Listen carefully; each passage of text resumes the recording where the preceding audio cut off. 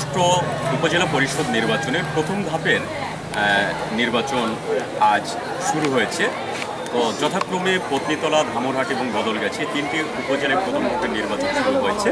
তো আজ 8 মে বুধবার থেকে নির্বাচন প্রথম ধাপে শুরু হয়েছে। আজকে ধামরহাটের পাইলট হাই স্কুলে এই সকালবেলার যে ভোটের চিত্রটা যতটা জানা গিয়েছে, যদি আপনাদেরকে একটু বলি যে এই তিনটি উপজেলায় মোট 5,37,107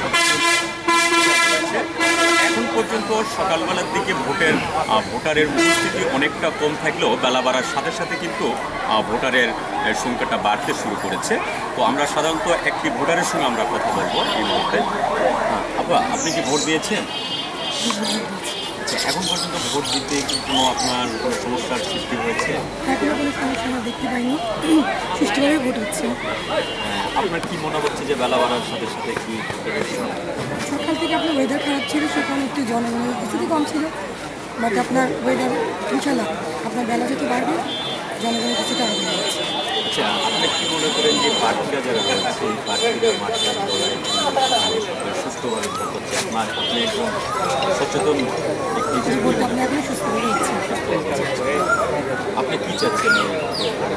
আমি চাচ্ছি যোগ্য যে ব্যক্তি উনি ওই প্রার্থী এখানে আসবেন। এরকম একজন সাধারণ ভোটারের কাছ থেকে যে এমনটা উঠে আসে যে বেলা বাড়ার সাথে সাথে কিন্তু ভোটারের সংখ্যাটাও বাড়ছে এবং এখন পর্যন্ত কোনো অপ্রীতিকর বা সহিংসতার কোনো সৃষ্টি হয়নি বলে জানা গেছে।